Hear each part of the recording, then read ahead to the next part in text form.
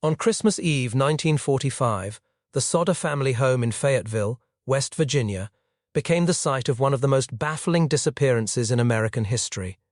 A fire broke out in the middle of the night, forcing George and Jennie Sodder to escape with 4 of their 9 children. However, the other 5 children, Maurice, Martha, Louis, Jennie, and Betty, remained trapped upstairs. Despite George's desperate attempts to reach them, he was unable to save them, and the house burned to the ground. When the fire was extinguished, the outcome seemed tragically clear.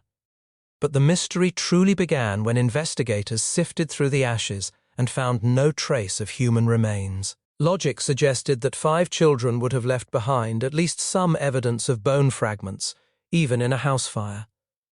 The local fire chief stated the heat had reached a temperature high enough to cremate the bodies, but experts later questioned whether a residential fire could ever reach the intensity required to destroy skeletal remains entirely. As the days turned into weeks, the Sodders began to uncover strange details that defied the accidental fire explanation.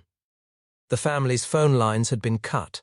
Their ladder, which usually rested against the side of the house, was found in a ditch, and George's trucks, which had worked fine the day before, refused to start. Jennie Sodder began to suspect that the fire was a cover-up for a kidnapping.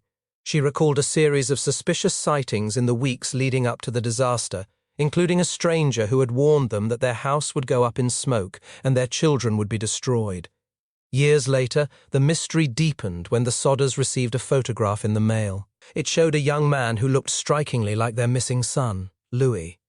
On the back, a cryptic note suggested he was still alive.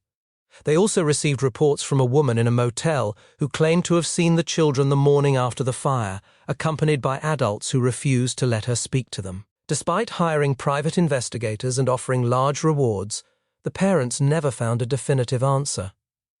They maintained a billboard on Route 19 for decades, featuring the faces of their children, waiting for a homecoming that never happened.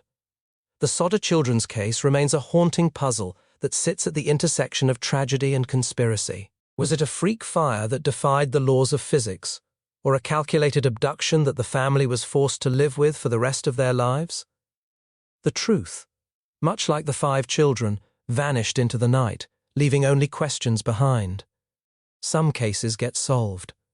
Some just get colder.